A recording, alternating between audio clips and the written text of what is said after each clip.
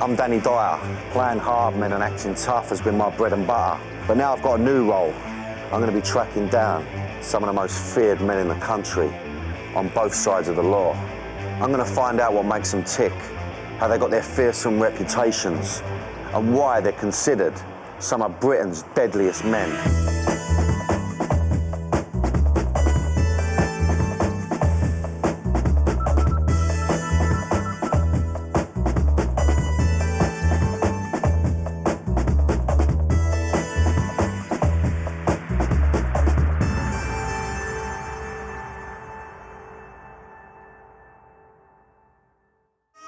This is the ultimate challenge!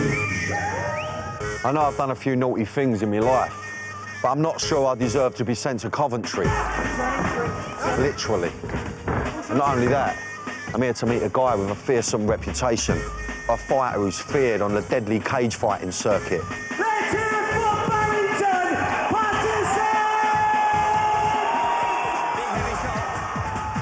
He lives to fight, whether it's outside a pub or in the ring. He'll go up against anyone, anywhere, anytime. Bashing someone up, the pleasure I'll get out of doing that. He loves the adrenaline rush that only a fist connecting to flesh can provide. That's an offensive weapon. You know, I could stand there having a row with him, one bang, bang. Split his skull open, that's a fucking murder.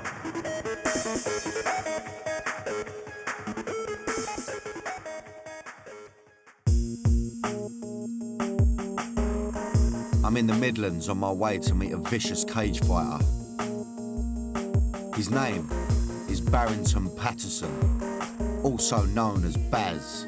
Weighing in at 110 kilograms, he is from Coventry.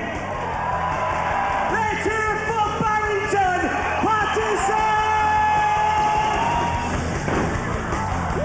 Cage fighting is a no-holds-barred mix of martial arts. It's brutal, bloody, and a very big business, with more than 300 million fans around the globe. Black belts and fancy moves are no match for the sheer ferocity of this new breed of fighters. Barrington has fought from Russia to Rio and from Hawaii to Holland. But for him, it's not about the belts, the money, or the fame. It's all about the fight. But the time has now come to give it all up. And Barrington is in training for the biggest fight of his career, his last. But he's got a hunger for winning, so he'll treat it as if it's his first. Barrington is still Barrington. You can't really tame a lion, can you? He's known to be even scarier out of the ring. You don't know him and you piss him off. Be at your own peril. Met this guy a few years ago. Back then he was a football hooligan. If I remember rightly, he was a proper hard geezer. An important game like this morning, I get up, do my stretching, put my legs up and thought, yeah, I'm gonna kick some fucking ass today and go home. Yeah. Of all the hooligans I met, he was physically the most imposing of them all. And you could just tell this guy had a passion for violence. I heard he's got his last cage fight coming up. It's been a while since I last saw him. I'm looking forward to seeing if he's changed. He's asked me to meet him at the place where he comes to relax. I certainly wouldn't place him at a golf range, but who am I to argue?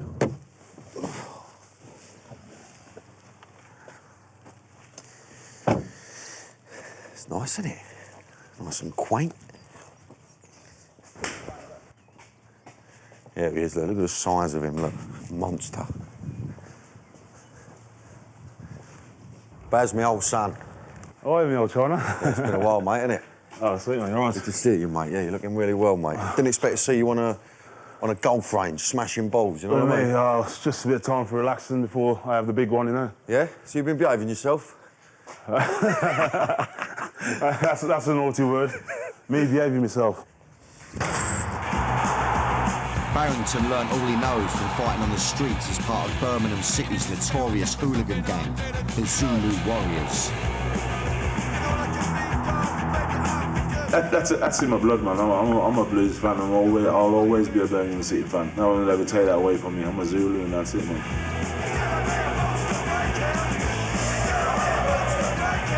even hooligans have to work. And what better job for Barrington? Bouncing. I started working when I was 18, 19. And half the time I was fighting 7 nights a week. Back in the 80s, he could get away with it by hitting first and asking questions later. But in 2001, you couldn't get a doorman's licence with criminal convictions of GBH and assault. Barrington's bouncer career ended. Practice swing and all? You're saying you're coming at the end of your run now? Coming to the end of my runway, man. I've had a good run. I've had a brilliant run. I got my last fight in October. I'm going to call it a day, Do you think you'll be able to call it a day, or was it going to be as easy as that? No, it's going to be hard. I love having a tear up. I love having a tear up. You know, 2 gladiators in a ring or a cage, just having it off, man. Yeah, and not getting nicked for it. I wish I was back in the Roman times, yeah. Yeah. Not getting nicked for it, yeah.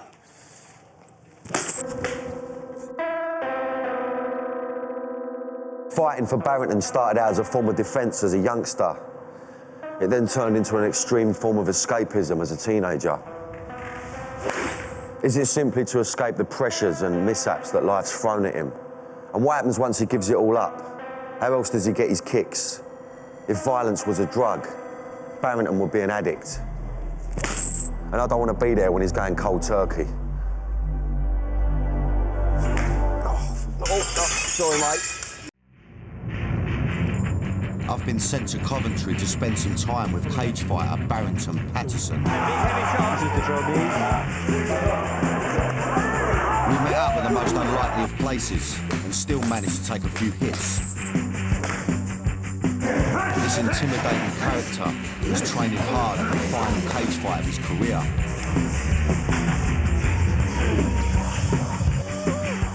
Cage fighting combines all the areas of mixed martial arts, including kickboxing, wrestling, karate and boxing. You're allowed to do pretty much anything except poke the other geezer in the eye or fondle his family jewels. Barrington has brought me to one of the gyms he trains at to show me his moves. Well, me and Baz are going to have a right tear up now. It's been on the cards for a couple of years. You know, I'm popping my pants, to be honest with you. Nice. Today's lesson is in grappling, aka ground and pound. It's where you get your opponent to the ground and pound the life out of them. You get on your fours like this. So you're going to show me a bit of grappling? Yeah. So I'll go like that. So you're grappling like. Yeah. You just all that cake, mate. Working each other like this. What you're trying to do is get him in the mouth and round the neck, innit? I'm trying to get the that size of it. Yeah. Fucking right on the calf, that is. Fuck, man. Cool. Oh. Look at his centre there. So the guy's on him, like. Yeah, on top of him. Yeah. The guy's flat so he can't move then. Then you can bash him. And you come on there, right underneath his nose there. Yeah. Tapping that. Fucking hell. So basically, that's. I would say there, you ain't really got to work on it too much, really. No, there is a lot to work on. Yeah. Especially, like, if you're standing up. Yeah. Well, you get everything it starts from standing up from there. Yeah. So you can have a go there. Yeah. Gotcha.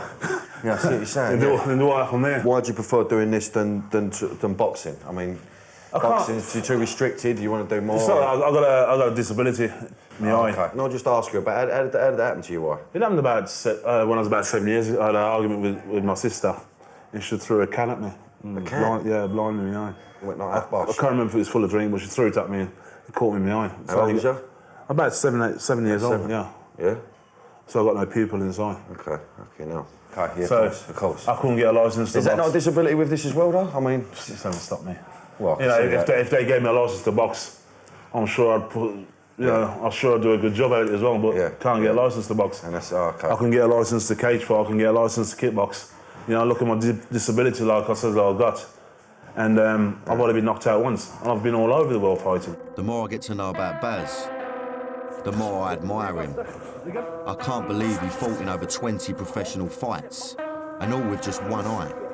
He's a man who works hard to get what he wants, and he won't let anything get in his way. But I have to wonder what sort of a childhood he had, if cans were being thrown around the place. It must be hard to see those right hooks coming at you. Had a little bit of a grapple with a Baz. It's interesting because obviously last time I met him, you know, he's just a football hooligan. He's talking about, you know, street brawling and kicking off in mass numbers, where actually he's quite a serious fighter, you know what I mean? He takes it very seriously. And I've not seen that side to him yet, you know, and he's very impressive, and the power on the man. I mean, let me just tell you something now. When you got Baz laying on top of you, you know about it. Barrington's final cage fight will be in Rotterdam against Dutch fighter Bob Schreiber, aka Dirty Bob. This character, he's a legend. You know, it's like referring to football. Somebody's had the opportunity to play football against Pele or Georgie Best or someone. I've seen him put so many people's lights out. I've always liked the way this guy fights, the way he carries himself. I respect the guy a lot, and this will be it. With his kickboxing background, Barrington's kicking and punching is very strong. If he hits you with that right hand, you stay hit, you're going to sleep for a long time. Barrington's other good asset is his feet. He's so flexible with his feet. He's knocked people out in here with head kicks. Bob is an all-rounder, and whilst Barrington may have looked like a good grappler against me, grappling is actually his weakest area, and Bob will no doubt use this to his advantage. He might try to take Barrington to ground because he knows that's his weakness. If he goes on his back, that's where he's weak, and a good ground fighter always does well against Barrington, so we don't want him on his back, we want him standing up. Barrington will have to train hard to make sure that Dirty Bob doesn't manage to get him to the ground. If this happens, he could not only lose, he could be seriously injured. With only a few months to go, Barrington needs all the help he can get with his grappling. The best way for him to practice is to go up against a strong opponent and spar a few rounds. Barrington is a well-known figure in these parts, and it's a big turnout considering it's just a spar. Today, he'll be going up against Mark Goddard. Mark is a true professional fighter, about to break into the UFC circuit. They're the same weight, but Mark is 10 years younger, so no doubt he'll give Barrington a good workout. I'm just excited, really. There's a nice little bit of tension in the air, and I just want to see it go. You know? And if they both keep getting leery, I'll jump in the cage and I'll knock the pair of them out.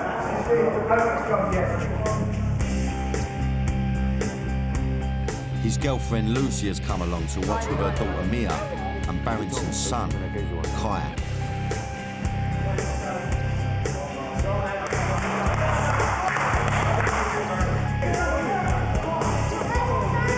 They're not fighting at full power because neither of them want to get hurt, but it's still an essential part of training for Barrington in the lead-up to his big fight.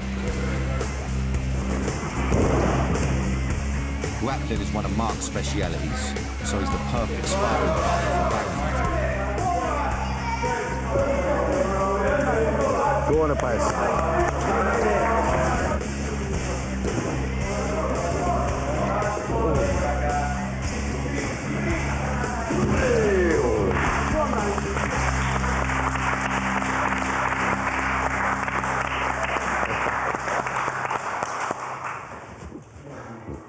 Yeah, it's quite a bit more lively than what I thought it was going to be honest with you.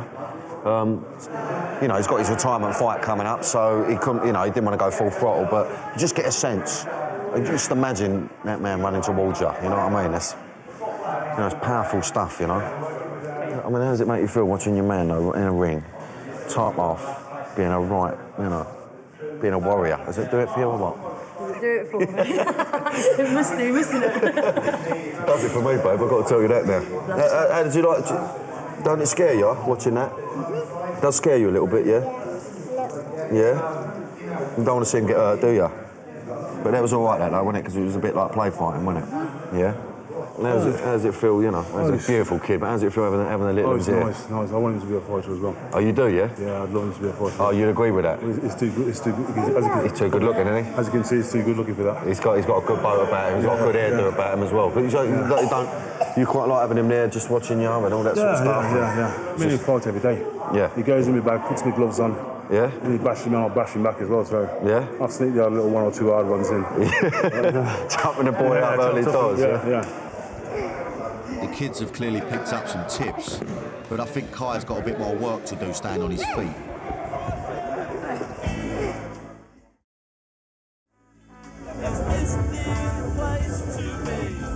Barrington has to make a living to fund all this training. He used to work as a doorman.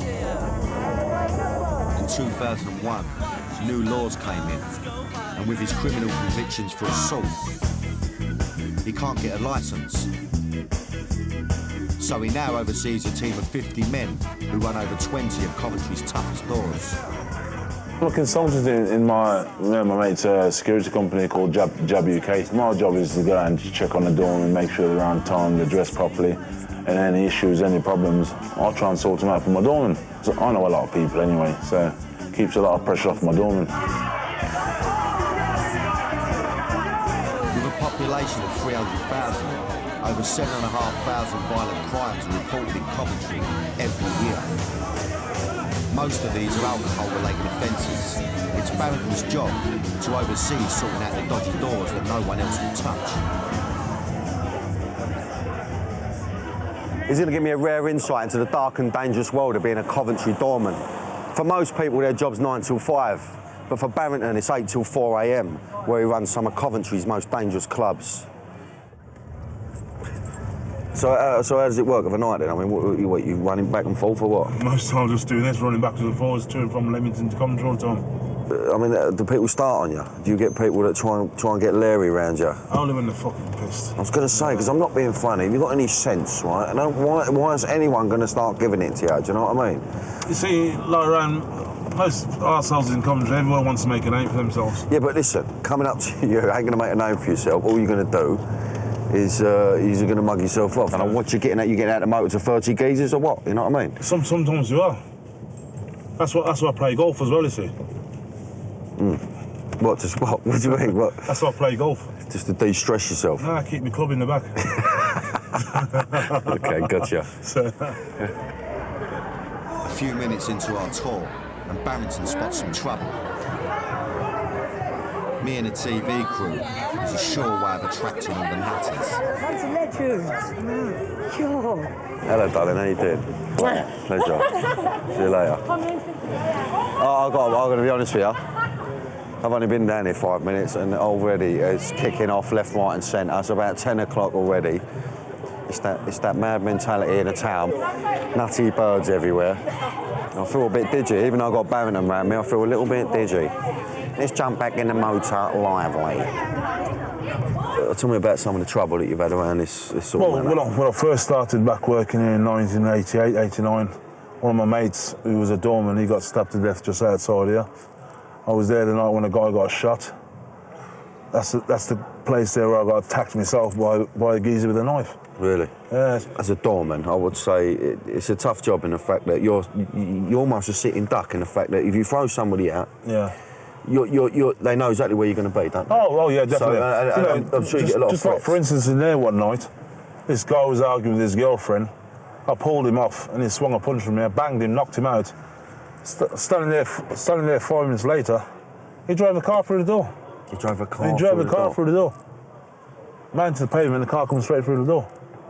Now when guys say to you, I'm coming back, that's when you got to take them things seriously. You do, yeah. Because they do come back. And half the time they're coming back with a gun or something like that. Like years ago when guys say, I'm going to shoot you, you just laugh, fuck off, it's about laugh it off. Now you got to take them seriously, man. If someone says to me I'm coming back with a gun, I'm slapping the fucking head off you. Yeah. This door business is a really full-on job. It's not just standing around checking people's ID. These guys are putting their lives on the line.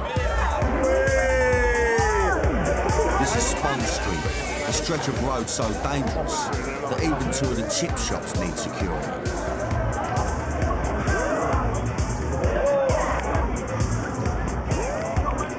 feel like I'm in Lawless Britain. For the first time since filming this series, I've been provided with a bit of security, and I can tell you, I feel much safer with Baz and his mate Andre watching me back. Visiting one more bar in the roughest end of town might not have been the best idea. With my mug here, I have a feeling that Baz is getting more attention than usual. It's like being trapped in the opposition stand at an away match. I'm a bit worried about how he's going to react. His reputation in Coventry is, don't annoy Barrington. He'll give you a chance. He'll give you an option to go. If he punches him with his power, he's probably liable to break the neck. So he tends to just hit you with an open hand, which usually does the trick. Andre keeps me out of harm's way, whilst Barrington takes care of a little business.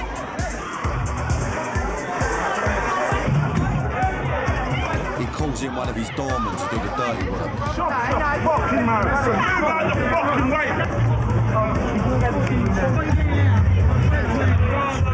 Right, it's 2 o'clock in the morning. I just want to go back to the hotel. Barrington's at it all night. I'll say good luck to him, mate. I tell you.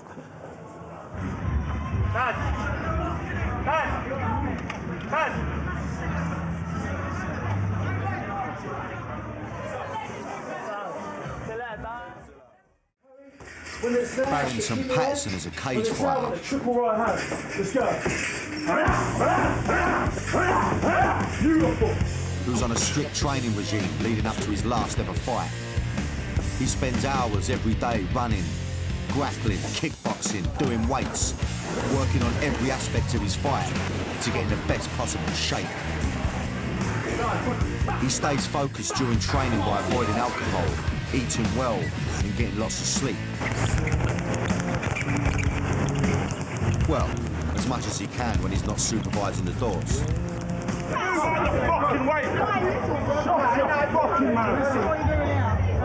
I was out with Barrington all night last night. I got a sense of what his job's like, how manic it is. I think the best way to get to know someone is to see him in their home environment, so he's invited me around his gaff. How are you, sunshine? Oh, not too bad, mate, yourself? I'm good, man. I'm good. Yeah. Look at that. Look, gets on that parrot, look. Is that your best pal, then, that parrot? Yeah. Hello. All right, pal? How you doing? Everything in order? Oh, mate. Come here, man. Barrington wants to show me the footage of one of his fights. Entertainment the whole family can enjoy.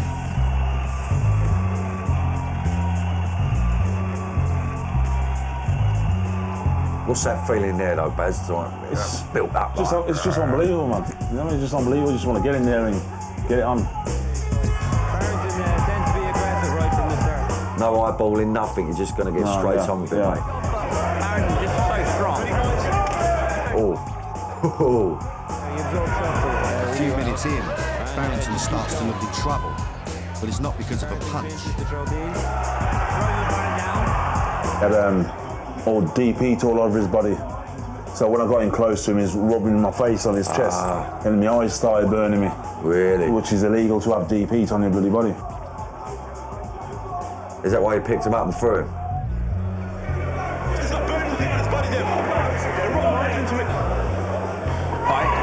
I think he's had to adapt. Oh, he's caught you there, isn't Barrington may want to put more snap into his kicks if he's going to kick him. That's where I ended up breaking 2 bones. Really? Yeah, From that? From that, yeah. Barrington trying to keep the distance. So you're still kicking off when you broke your hand? Yeah. Two completely opposing. Oh, nice trip there. Injuries are rife in this sport and can range from traumatic brain damage to joint injuries and fractures, and once, even death. This could be the beginning of the end. A big heavy shot. And again, the left hook. Get hold of that, mate. Get hold of that. Yeah. I think there's more of a buzz in a match or on the street than this, yeah. That's interesting. Well, this is a controlled environment. Yeah. This is controlled. Yeah. Whereas out on the streets, and anything goes. Anything goes. The chaos of it, I suppose. Yeah. Oh, yeah. It's also that feeling, I suppose, of having to tear up with a group of people. And in there, you're on your jack. Exactly. And the right. Barrington's chin's up. Is that it, yeah? Yeah, that's it, man. Oh, man. Done him proper. What a feeling. Ladies and gentlemen, we have a winner in 1 minute 33 seconds. I've seen him in action. I think it's time to challenge Baz to a few rounds. Yeah. I've picked up a few tips along the way. I reckon I can take him. Fucking hell. I'm a bird, look, bird, it'd be right off here. It could sort of switch on him here, because he might get up by a bird. Easy, bump, bump. Oh!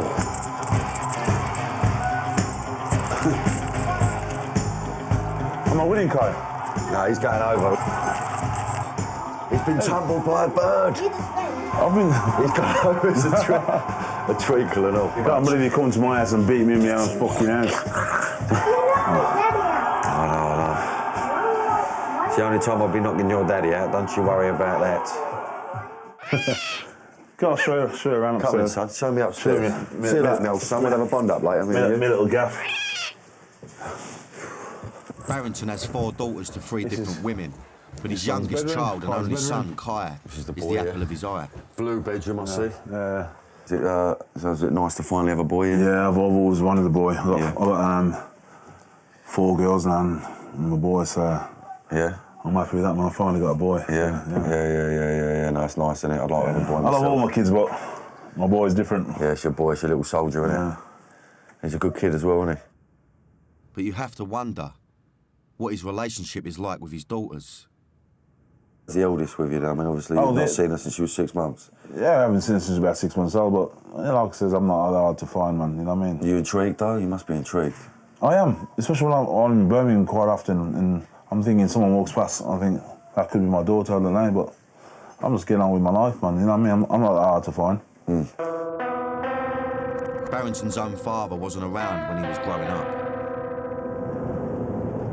Well, my mum and dad were living together. I think it was about 6 or 7 of us. And when we were living in Barrington, my dad was in some trouble, stabbed this Asian guy and ended up in jail. Without a father figure there to guide him, Barrington fell in with the wrong crowd. All right, mate. How's it going, you all right? I'm Baz, little Baz. Zulu Warrior, BCFC, you got the one. Many of these guys were also involved.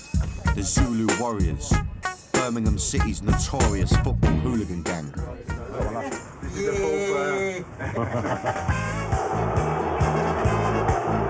Football hooliganism was rife in the 80s, and the Zulus had a reputation for football violence, and Baz was always on the front line. Racial tension was high in Birmingham in the 80s, and the Zulus had a checkered history. The original Birmingham City firm was made up of right-wing skinheads. Music, fashion, and the large multiracial population of Birmingham soon had its effect, and the Zulus were born. Black, white, Indian. You're Birmingham, that's it, no matter what colour you are. So it's not just because it's Zulu, it's not a black thing. We're just Birmingham. Everyone wants to fight us. His mate Scouse was often on the front line next to him. They decided to go for a drive back to Birmingham City Football Stadium. Like Birmingham City's just over there, so all these little back streets here, in the past have been very active. Battlegrounds, man. Whilst they talk in past tense, it was only recently that Barrington got into trouble with the police on the way to a game. His friend was in trouble, and he's that sort of I ain't gonna see what 20, 30 Leng jumping on my mate, bashing my mate with truncheon, even while he's on the floor. I ain't gonna stand there and watch that happen. I'm not gonna stand there and watch that happen to anybody in my company. No matter if it's my friend or not, if you're in my company, I ain't gonna stand there and watch it happen. I jumped in there. Got gas, got bashed, just one of them. Barrington got charged with assault and obstructing the police. He was fined £100 and lucky to escape a jail term. You know, at the end of the day, I'm a martial artist. Tell you the truth, it takes one kick or one punch to kill someone. You know, I could stand there having a row with him, one bang, bang. He's gonna fall down, bang his head, split his skull open. That's a fucking murder. If he used the same power on the streets that he uses in the ring, he could get himself into some serious trouble. I wouldn't like to go back inside, but you never know what's around the corner, man. Nah, it's not fun, man. The food's fucking shit. The screws are shit. I And half the people are shit. You know, you can't go for a fucking shit without someone watching you. You know, you can't probably toss your fucking salad without someone watching you. Inside, Birmingham supporters trying to get out onto this outstanding. From what I know about football hooligans, these firms see themselves as more than friends. Together as the Zulus, they become family, a tribe. It's the violence they face together that strengthens their bond. With no father around, maybe Barrington was looking for a sense of belonging with the Zulus. Barrington grew up in an inner city area called Handsworth. Every Sunday, he goes to visit his mum who still lives there. You're glad it's my last fight? Yes, I tell him to pack it in long time ago, but him say him love it, so that's why I leave him to it. You know, make him make up his mind when he's ready. Enough's enough. I've had a good run. I've had a brilliant run. I've been fighting for 17, 18 years. Barrington's sister and nieces join him. This is my daughter. We're not fighters really, we just, we love the gym. Church people. We go to church, yeah. We're trying to get him into it, but... And I believe, by faith, he's coming through. He's coming through. Yes, he is. They've got a long wait, man. As I say, man, That's what you think. Listen, as I say, man, I'm just too busy spending time looking good. Even to be able to do the sport and the kickboxing that he does, and to get so far in it, he thinks it's him. It's not him. It's God. Hold on, excuse me. I've done all the physical work. But God's given you the strength and the health and the ability to do it all.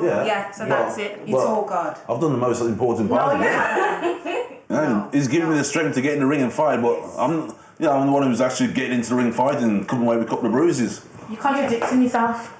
Listen. You just said he's giving you the strength to get in the ring and fight, but then you just said you're the one that's getting. Yeah, but I'm the one who's getting the bruises, though, aren't I? His family have clearly tried to steer him into what they think is the correct path in life. As his last fight approaches, Barrington has decided he wants to give something back by using his skills to train up and coming fighters.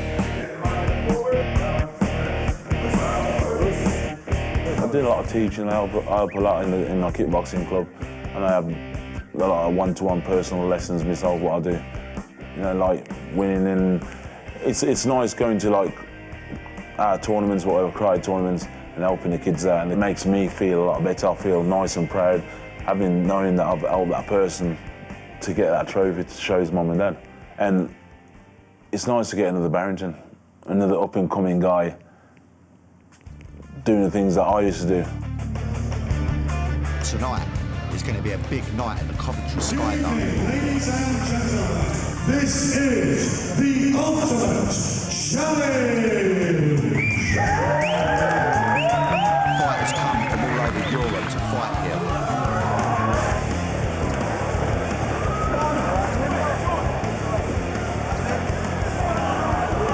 Barrington's come to see one of the fighters he's training. 20-year-old Danny Hudson. It's his first professional bout, and he's sounding confident. Very glad Barrington could be here to watch it tonight.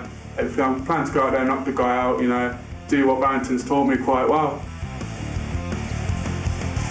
It's been a high standard of fighting so far.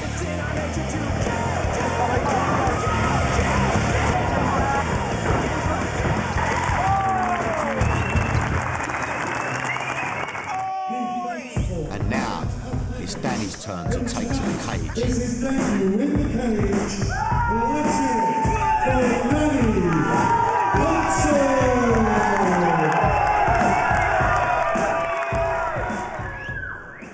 Get that jab going, Danny! Jab, Danny! Jab, Danny! Jab! Jab, Danny!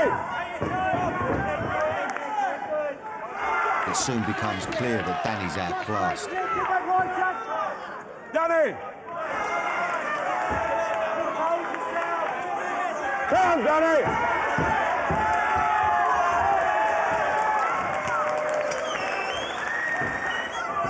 Barrington don't look too impressed.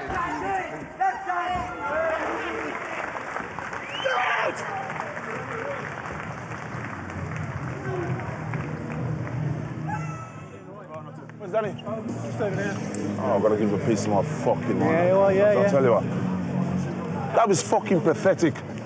Pathetic. You threw a high kick to the fucking goal with so much force, the goal was nowhere near you. You spun yourself round. What happened to your fucking groundwork? That went out the fucking window. Got to work on your stand-up. Your stand-up's gone out, gone out right out the fucking window, Daddy. Right out the fucking window, man. That was shit. That's the worst I've ever fucking seen you, mate. As soon as the guy put you under pressure, you crumbled, Daddy. You crumbled. It's definitely back to the drawing board for Danny, man. You know what I mean? I don't think he even really left the drawing board today, so it's one of them things. Shit happens, and that's it. This hard love approach is obviously all Barrington knows. Either way, I wouldn't want to be one of Barrington's students if they lose. And come to think of it, I wouldn't want to come up against him during a football riot or be thrown out of one of his pubs. But as this hard man prepares for his last fight, has he thought about what lies ahead?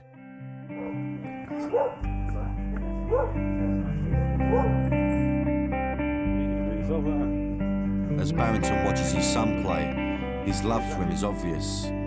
But I wonder if not having a father around has made Barrington the person he is today. Like my dad, like I said, I didn't know my dad till I was 14 years old. I was in the house one day and this letter coming through the door. My mum picked it up and threw it on the side. I was just curious why she threw a letter on the side. When I picked it up, opened the letter, and it was to do with some court case in London, something to do with my dad. Never seen my dad before. I had one picture of my dad, what my grandmother had. And me and a mate from the school bunged the train, stayed in the toilet, went to this courthouse in London, and that's when I met him when I was about 14 years old. Yeah. What was you told as a kid then about him? Nothing? Or? I was just told that he was in jail. Stabbed the guy and was in jail. And how was it, that first meeting? I mean, was you disappointed in it? Or? Well, I went to the courthouse and I didn't have a clue what it looks like. I went to the courthouse and they said, this case and that case and that. I just stood there like that. And then he turned around and looked at me and I looked at him and... Sort of knew, did you? Yeah, just sort of knew, yeah. Barrington re-established a relationship with his father from that moment on, and they were very close, right up until his death in 2006. It was nice to be there the actual day, the night he died. And I cried my eyes out. I'm a man just like everyone else.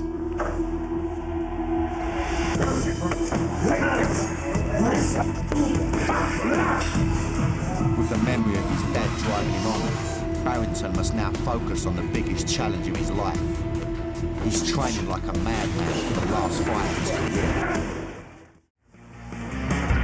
I've been spending time in Coventry with cage fighter Barrington Patterson as he trains hard for the last fight of his career. After years of honing his skills fighting on the streets as a football hooligan and nightclub doorman, Barrington is facing his toughest test, a once-in-a-lifetime crack at the world title.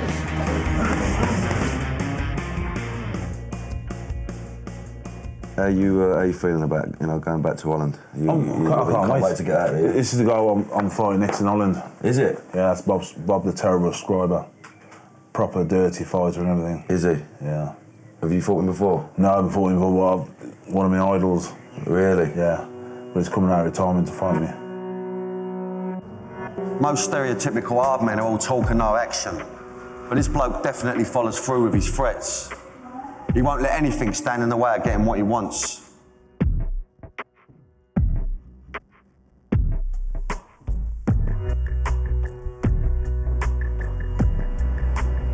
Rotterdam's Ahoy Arena is in for a battle. It's the location for this heavyweight terror. His opponent, legendary Dutch fighter Bob Schreiber, has come out of a 3.5-year retirement to take on Baz and is determined to make sure it's worth it. I do everything to win, everything. I never quit. Both men prefer to end their fights with a knockout, so it's going to be brutal. I've wanted this fight from day one, but at least I finally got what I wanted now, and that's it. Yeah. All I want to do now is just go on with that belt, and that's it. Man. And there's my life story's completed.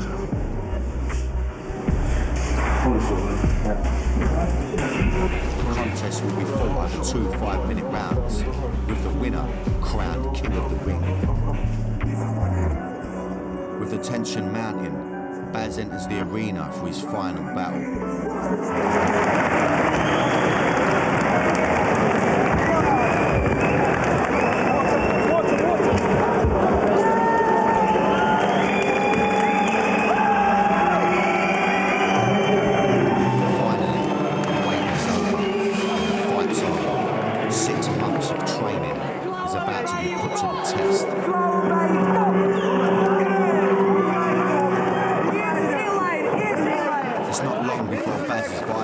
Kicks into play.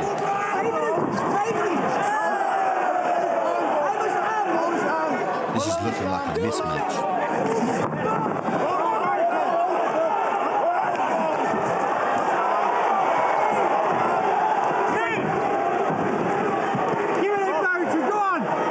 But Bob's saved by the bell.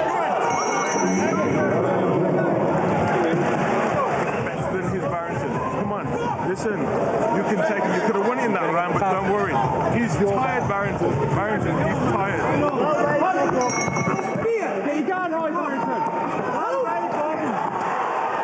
Baz starts the second round as he ended the first, on top.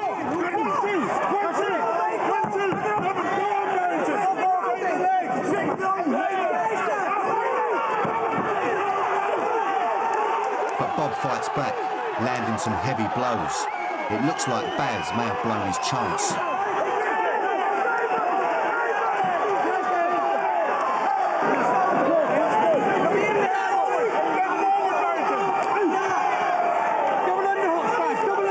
This is a proper tear-up. It's every man for himself, and it's turning into a street fight, just how Baz likes it.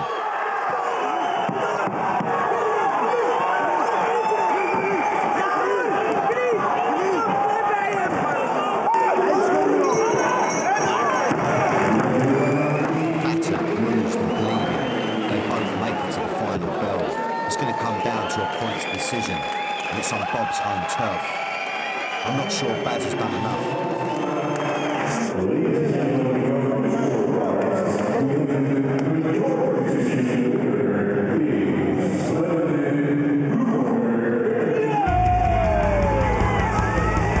The relief's too much for him. All his hard work's been worth it. The story seems complete for Barrington. He's gone out a winner, and for now, at least, he seems satisfied with his lot. That's it for me, man. End of. I'm Danny Dyer. Playing hard men and acting tough has been my bread and butter. But now I've got a new role. I'm tracking down some of the most feared men in the world, operating on both sides of the law. I'm going to find out what makes them tick, how they got their fearsome reputations, and why they're considered to be some of the world's deadliest men.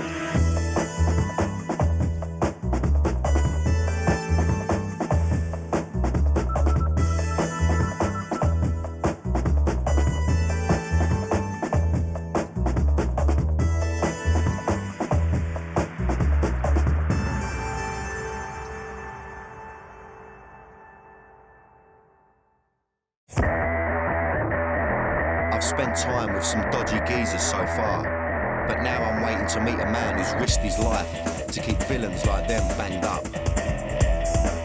In his 10 years as an undercover policeman, this bloke was responsible for taking down dozens of villains and helped stop millions of pounds worth of drugs hitting the streets of London. Undercover work is exciting, it's scary, it's intoxicating.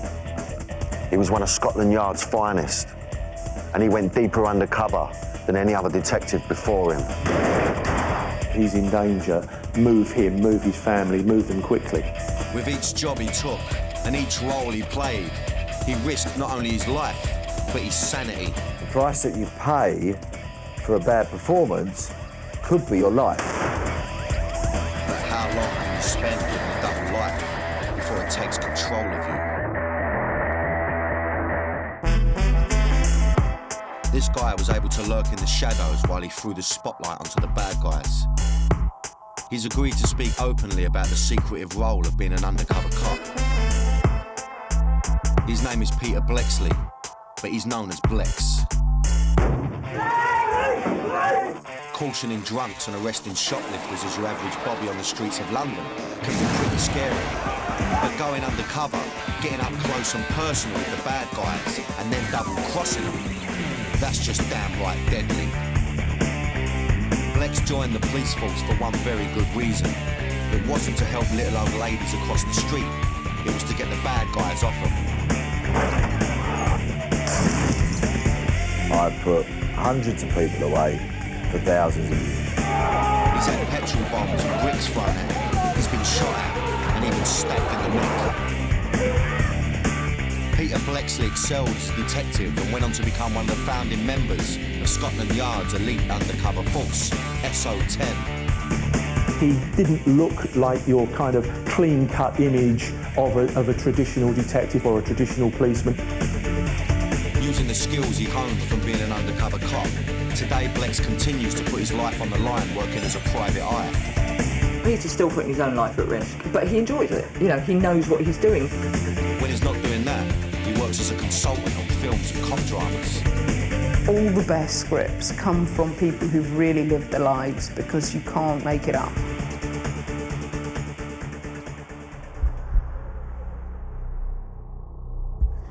Life's never normal for these guys doing this dangerous and secretive work. Now, Peter's asked to meet me here. Feel a little bit uneasy. Feel like I'm being watched, I'll be straight with you. He's probably been sitting here an hour. You never know with coppers, do you? You know what I mean? Why would a man who has spent most of his career undercover want to show his face on TV? Here we go. Looks like a copper and all. How you doing, Pete? Thanks, how are you? Good, mate, yeah, good as gold.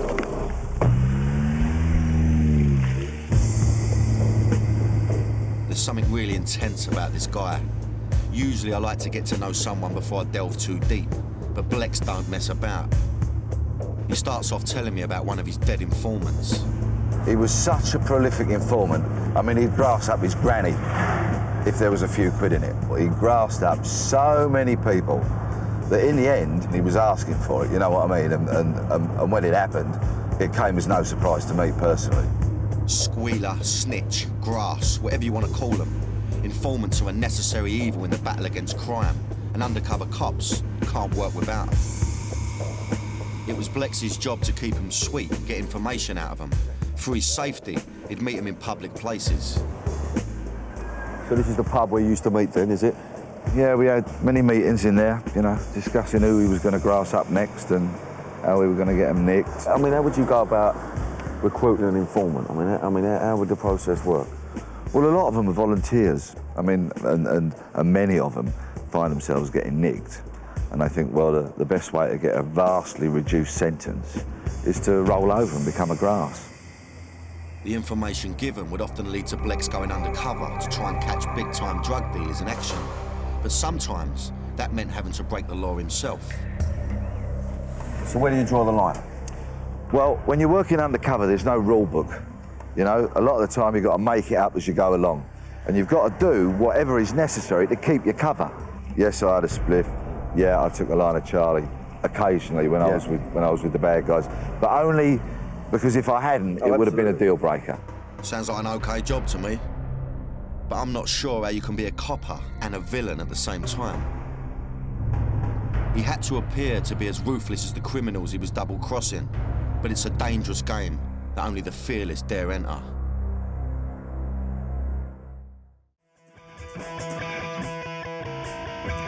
Peter Bleksley is one of Britain's toughest ex-undercover cops.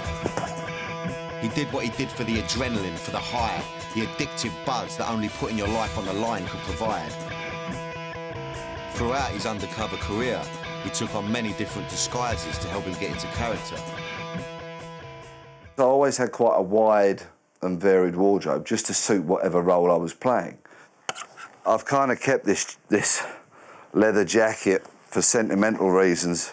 I've had this many, many years, and I wore that on many a drugs buy or when I was pretending to be a contract killer. His physical appearance also kept changing to suit each role he took on. You have to maintain being that person. And if you're being particularly unpleasant, and I'm sorry about this, pal, but I've got to stick you up against the wall and give you a rub down now, because you could be undercover old Bill, you might be a Mickey Mouse kind of donut with a 9mm on you. You know, I've got to do that, pal. Get up against the wall, right? You'd have to do that. You know, and I wouldn't treat people in normal life like that, but, you know, I'm out there buying millions of pounds worth of drugs, you know what I mean? I'm not playing a game, you know, when your life depends on it, other people's lives might depend on your performance, then you have to be thoroughly, utterly, totally convincing. Peter's choice of career clearly isn't for the faint-hearted. You have to be tough, dedicated, not afraid of anything. So when was it that you decided to go into the police force? Well, my mum actually was quite a strong influence in me joining the cops. You know, I think she knew that I was, you know, a bit of a lost soul kind of thing, you know, and I needed some discipline to sort of sort me out. Peter graduated top of his class at Hendon College and was posted to Peckham Police Station. South East London, social deprivation, a lot of racism going on. There was a large Afro-Caribbean community in Peckham. And, you know, the cops, the people I was working with, were basically just rampant racists. I wanted to find out a bit more about Peter's early life as a copper. So I've come to a place that was instrumental in shaping his career, the streets of Brixton.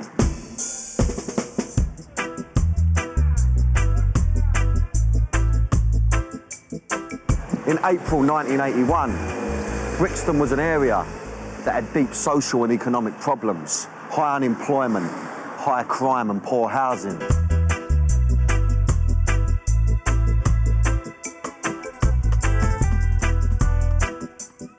The police focused disproportionately on young black men.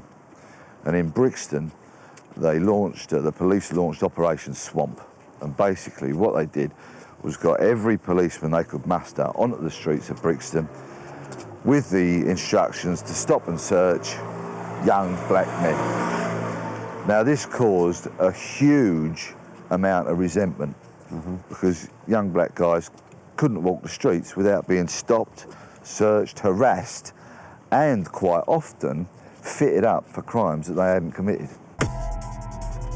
The stop and search, or sus law, caused much discontent in the black community and tensions were running high. On the 10th of April 1981, a police patrol stopped to help a black youth who had been stabbed in the back. The onlooking crowd thought the police stopped to arrest rather than assist the youth. Rumours spread and violence erupted. Now, I played a cop on TV, but I wouldn't fancy playing one of the boys in blue that has to tackle a rioting mob. Was a scene unknown in the United Kingdom outside Ulster since the Blitz. Peter was part of the response team called in to calm the hostile crowd. What was the scene like when you first arrived? Got here in the afternoon. A small but vocal and violent crowd had gathered, and the police had had a bit of a hiding. And when we got here, the crowd had started slinging bricks and stones and bottles, anything they could lay their hands on. The resentment and the hatred, you know, you could really cut the atmosphere with a knife. You know, the hatred, the seething hatred amongst the crowd for us was unbelievable.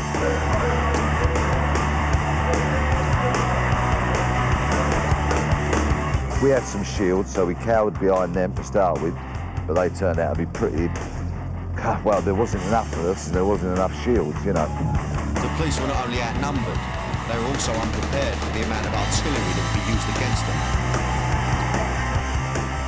You know, what had happened is overnight, they'd armed themselves with petrol bombs and more rubble and all that sort of thing. So they came back on Saturday a much better armed and equipped and sort of organised mob, if you will.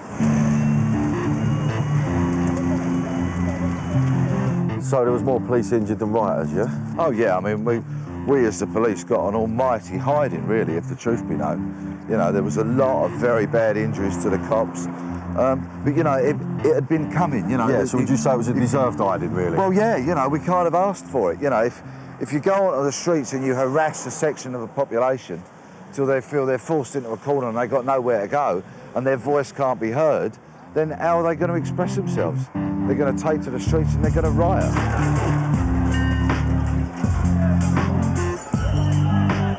For 3 days and nights, the streets of Brixton were torn apart by one of the biggest riots to rock Britain's history. Reports suggested that up to 5,000 people were involved. 299 police and 65 members of the public were injured. 28 buildings were burned and 61 cars set alight.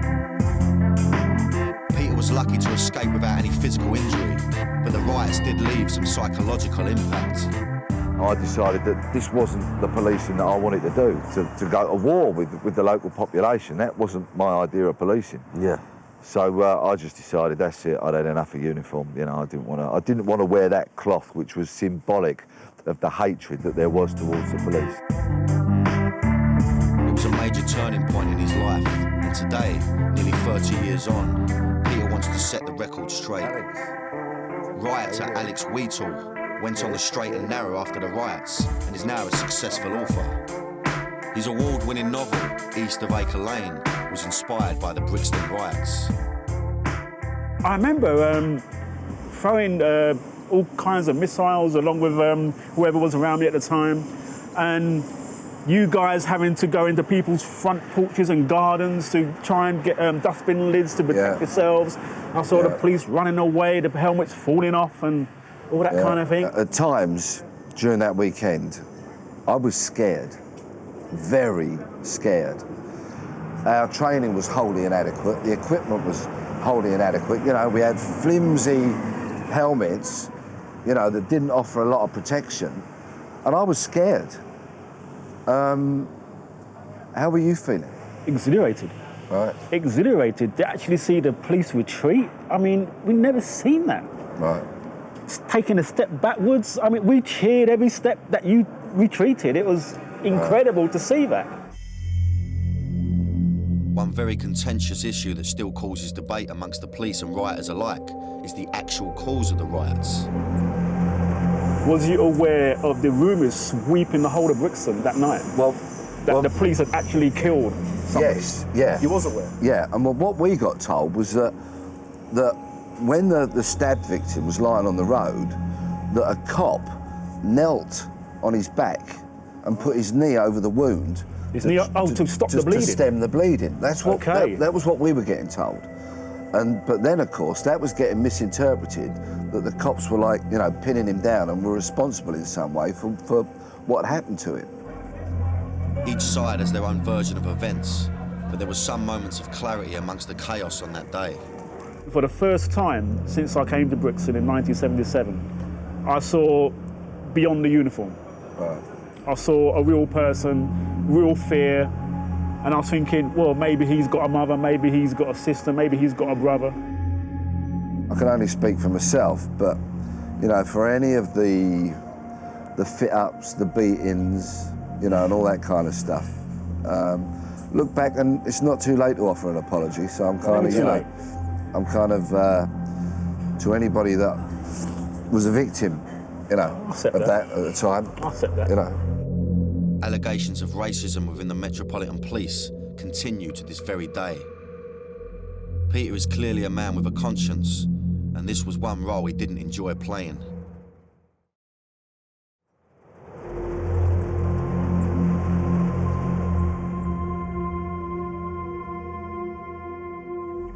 It's a first for me, really. I've never done a copper before. I'm always, you know, sort of dealing with, you know, the villains and, you know, it's more usually about talking the talk, walking the walk. You know, this guy, he's not what I expected him to be at all. He's got a lot of charisma about him. I can see that. I can see he's obviously, you know, seen some pretty dangerous things. You know, he's been around some dangerous people.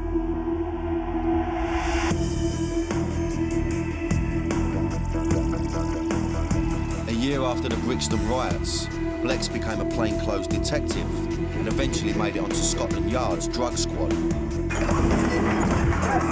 Soon he was kicking in doors and arresting people all over London. This form of high-octane and high-adrenaline policing came with its own risks, as Blex found out the hard way when one suspect took him by surprise.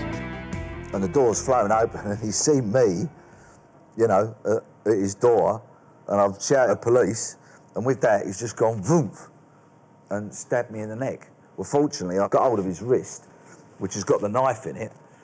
Of course, on the end of the blade of the knife is my blood. Is there little moments of like, as if you go, right, that was a close call, or? No, not really. I think I, had to stay off of work for a couple of days. Yep. But I was just itching to get back to work, I was addicted to the job.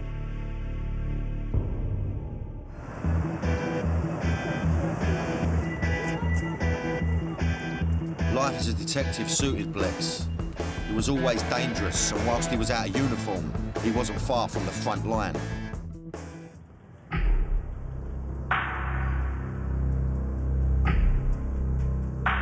In May 1985, convicted murderer James Bakery escaped from Salton Prison near Edinburgh. Police had a tip-off that he'd been working as a builder, and Peter had just visited Bakery's last known address when he spotted a white van. I stuck my head in through the van, and from beneath a blanket, a head popped up. And I reached for my gun, and I said, "I'm an armed police officer."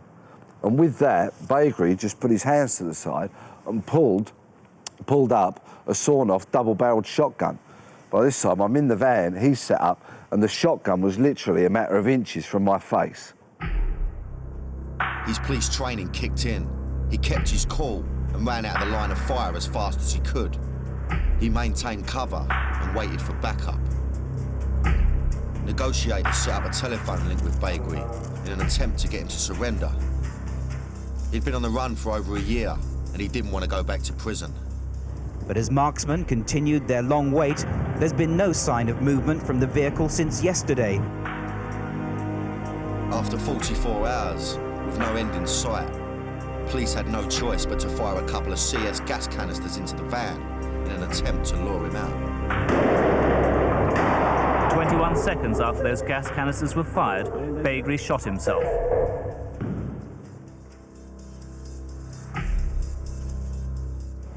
I think if I'd stayed at the back of the van any longer and tried to pull out my weapon, he'd have definitely shot me. This was probably as close as I ever got to losing my life in the line of duty.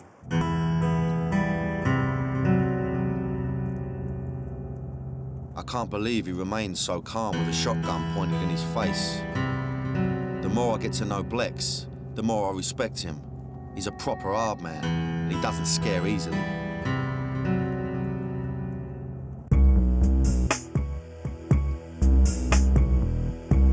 Life as a detective for Blex wasn't all about getting stabbed and having shotguns pulled on him. He also spent time interviewing victims, setting up wiretaps, and my personal favourite, surveillance.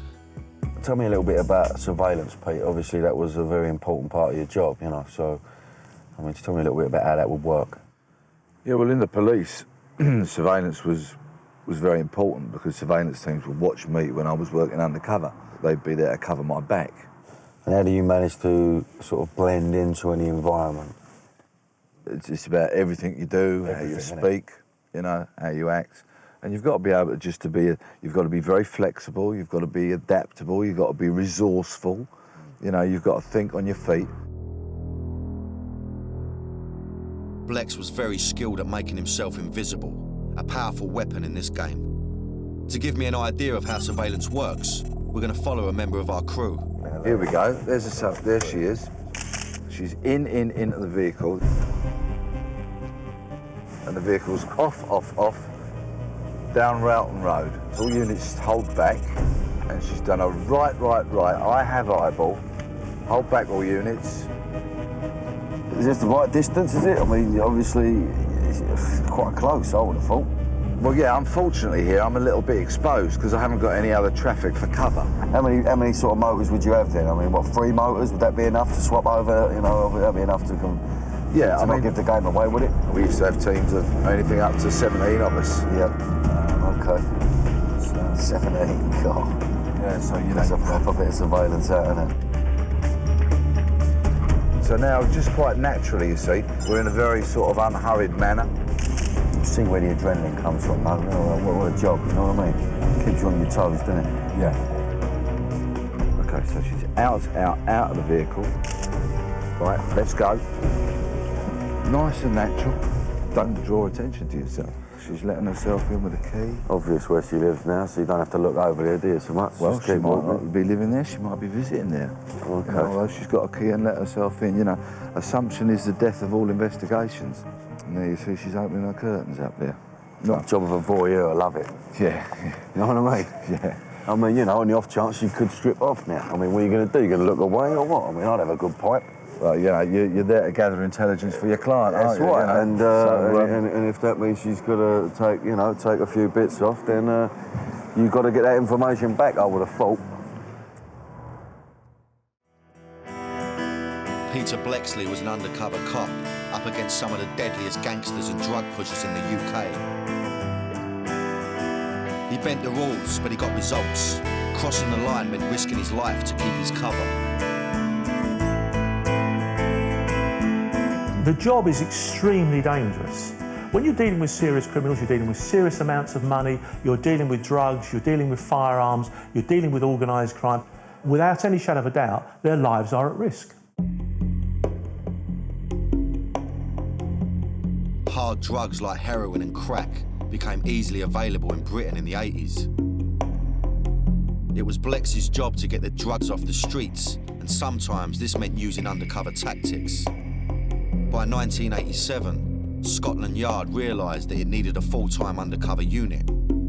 We got hold of about half a dozen guys who had done undercover work. Peter Bleksley was one of these guys that we pulled in, and we said, look, tell us what it is you do, tell us how you do it, tell us what you need to do it better. To make it in the undercover world, Blex had to be more than the average detective. We needed people who could act, could really be convincing. You know, walk into a pub and when someone stabs you in the chest and you know that that man may have a gun or may be a serious criminal, and he says, you are a copper, prove to me you're not, and he gets you by the scruff of the neck, that person's got to be tough enough not to sort of scream, press the panic button or give the signal for the aid to come and help.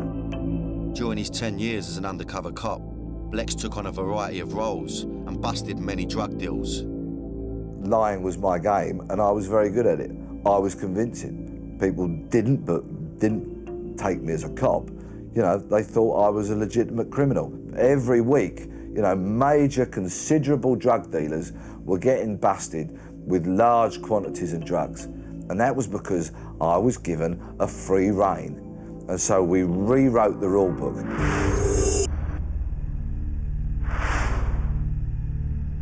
One deal in particular was to change his life forever. So this is the scene of one of Peter's biggest ever busts. Now, for legal reasons, I can't tell you where I am. Now, to stay alive in this game, Peter had to be good, very good. When he became a drug dealer, he had to become a drug dealer. He had to learn the lingo. He knew everything there was to know about drugs, but most importantly, he knew the risks. One mistake could be fatal. There were no second chances in this game.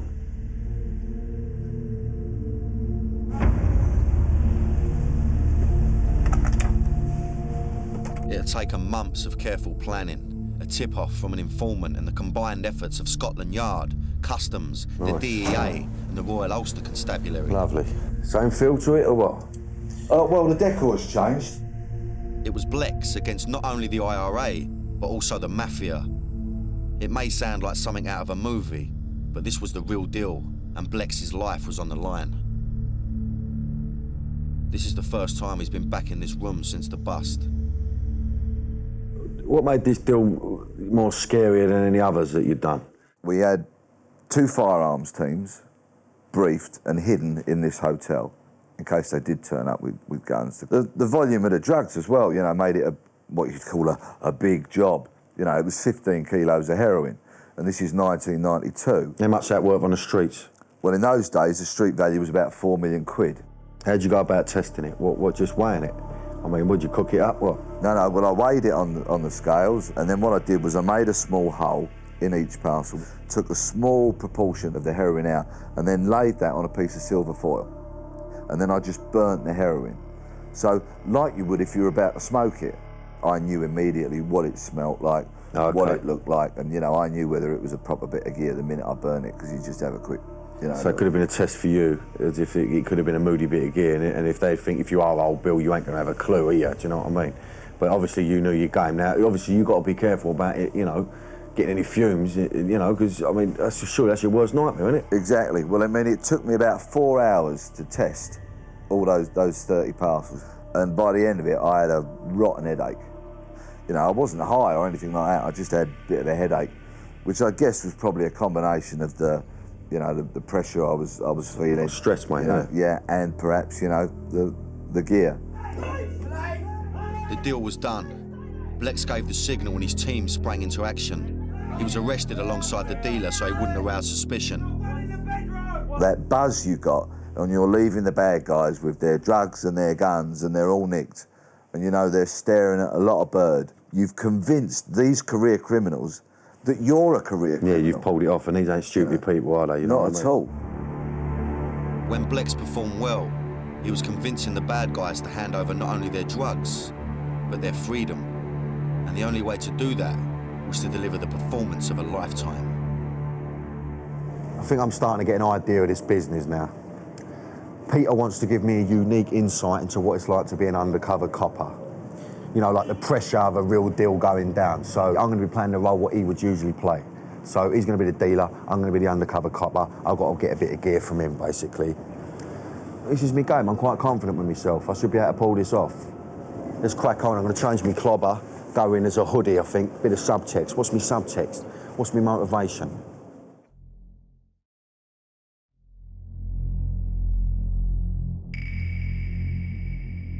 I've got a bit nervous energy about me. Don't know whether it's because for the first time on this fucking show I'm doing a bit of acting, which is my bread and butter. I don't know. Maybe I'm going to come unstuck. But, you know, he's been a bit quiet around me, Pete. I've spent a bit of time with him, but all of a sudden he don't want to talk to me. I think he's getting a bit method around me. But let's have a method up. We'll go method against method. I'm up for all that, mate. Let's bring it on. It's not like Blex went to drama school or anything. Everything he knows he learned from the streets. As part of his training on Scotland Yard's elite undercover unit, Blex would often have to take part in role plays designed to push officers to their limits. You know, it'd be interesting to see how Danny reacts to the little bits of different pressure that I put him under. So here's the deal. I'll be playing the role of an undercover cop who wants to buy some gear. Blex will be playing a drug dealer who might be able to sort me out. We've been put in touch by a mutual acquaintance called Mick. Pete? Yeah. Stuck in traffic? Yeah, sorry I'm late. It was, No, you're all right, you're sweet. You're sweet as. Yeah. No problem. How you doing? Yeah, good as gold, yeah. Lovely. How long you known Mick? Oh, fuck me. I've known Mick for fucking ages, to be honest with you. A long time. Days, weeks, months, years? Years. Yeah. You know, I don't know fucking bollocks, I don't know aggravation, I just want to fucking get it done. Bump, bump, bump, everyone's happy, sweet as we go our separate ways, you know what I mean? Yeah, but it's not quite as easy as that, is it? I've got to learn to trust you. You could be anybody. You know, I knew Mick from years ago when I was at primary fair enough, fair enough. I didn't see him for a few years. All of a sudden he lumps up and tells me there's some geezer, cake up with money, wants to do a bit of graft with me. I don't know you from fucking Adam. Fire away. Ask me whatever the fuck you want, mate. Whatever the fuck you want.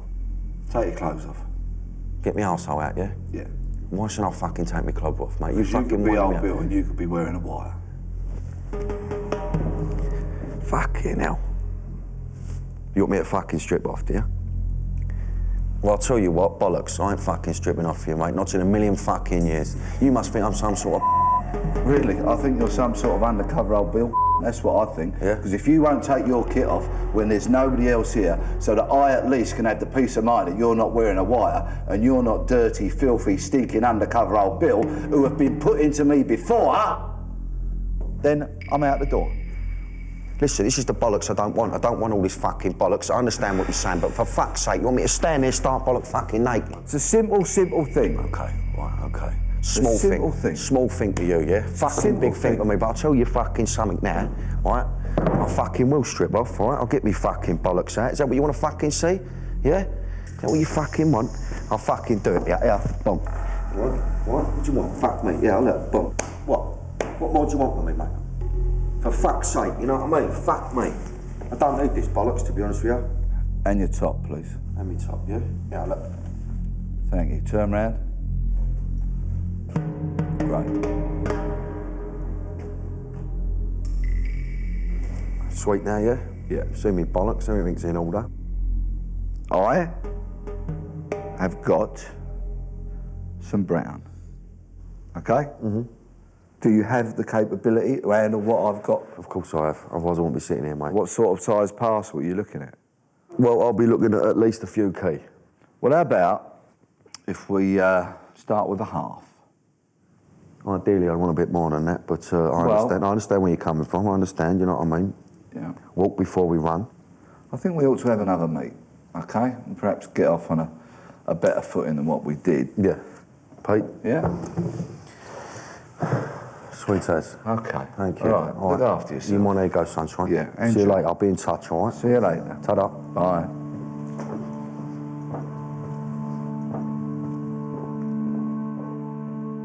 He's definitely gone up in my estimations about what he does, you know what I mean? I do understand that his job, man, is fucking, that's another level, mate. Peter and I have got a lot more in common than I thought. I guess in a way, being an undercover cop is a bit like being an actor. If I mess my line up, I'll get another crack at it. He messes his line up, he gets shot in the fucking head. And that finds a light about me, you know?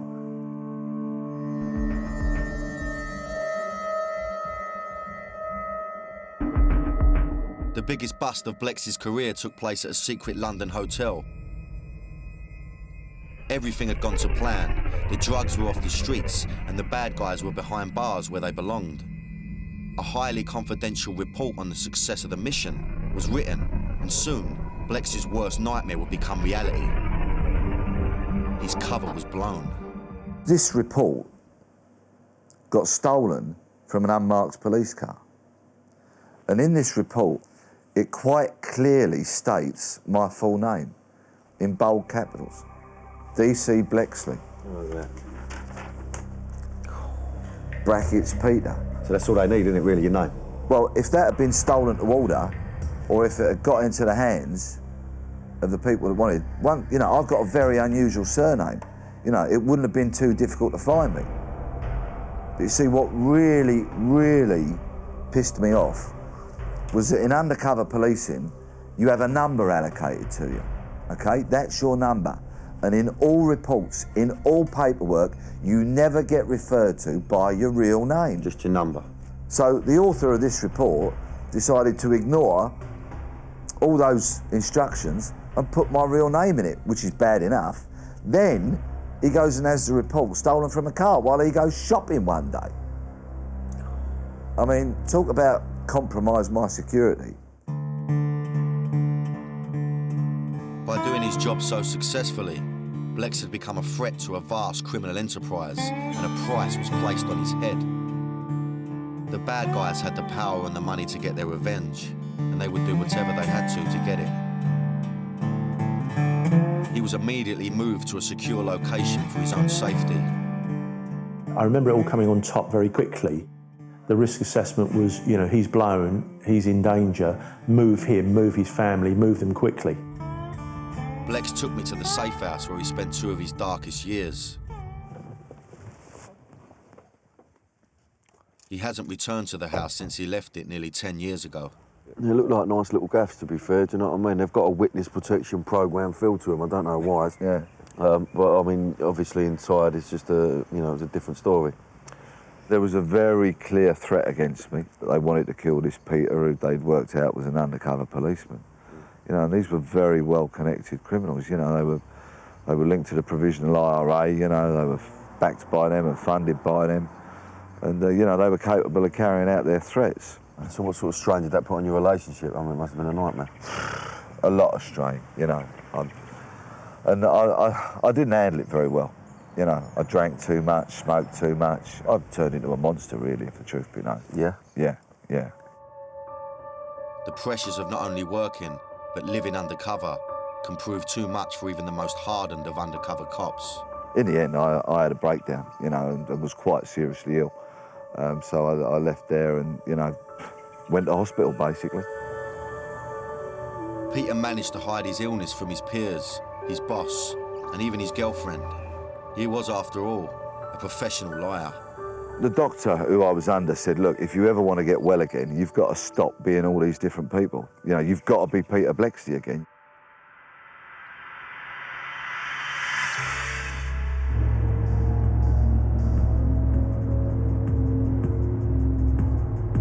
He'd paid the ultimate price for doing the job he was addicted to.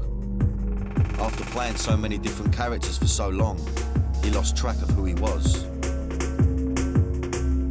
I can totally understand, you know, the whole thing of getting into the role so much that it's quite hard to snap out of it overnight, you know, on a totally different level though, you know. It's really interesting for me personally, you know. Difference being is, it's my livelihood, not my life. Peter Bleksley put his own life at risk every day for nearly 30 years. He managed to successfully take down an international drugs trafficking ring, but was forced into hiding after his cover was blown. It's been a scary and fascinating journey into the mind of a man who lived a double life for so long. He started to lose his mind. The fact that he was turning into the sort of person he spent his whole life trying to put away, I think that scared him. It all sort of culminated when I nearly killed somebody in a pub one night. A friend who'd just been gossiping and tittle-tattling about me, something that I'd have laughed off previously. It just took on a disproportionate sense of importance in my very sort of altered state of mind. And so I knocked him off a bar stool and then took the bar stool to him. And but for the intervention of a friend, you know, I would have killed him. It appeared that Scotland Yard were unprepared for a high-profile undercover cop like Peter to suffer a breakdown. Pete thought that the Met didn't provide the support he needed. In April 2000, he sued the Met for compensation.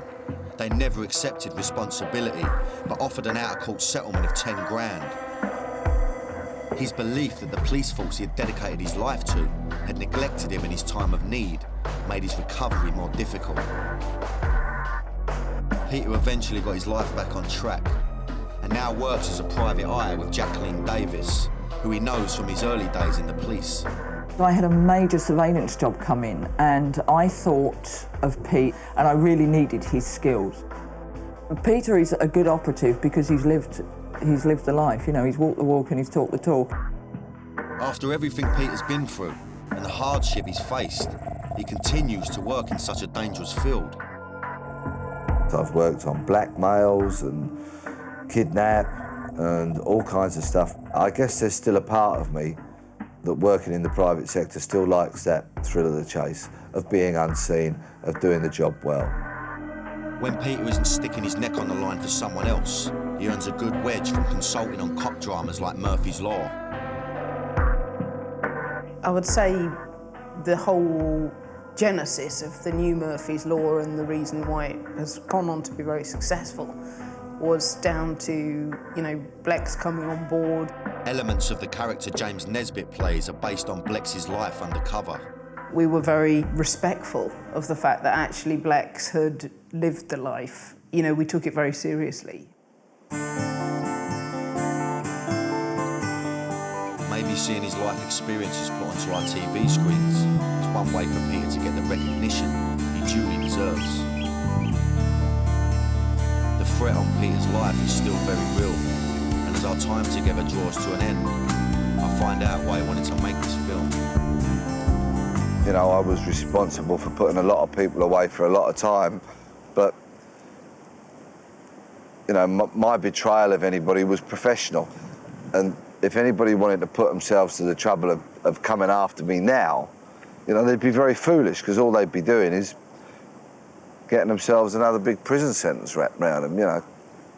And I decided that it was more important to tell my story than to worry about fear of retribution. It's been a long, difficult path to recovery for Peter, and now, above all else, he dedicates his time to his family. I've searched for a long time to find out exactly who I really want to be or who I am, and now I know. I'm a husband, I'm a dad, and I'm a colleague. The last role Peter will play is himself.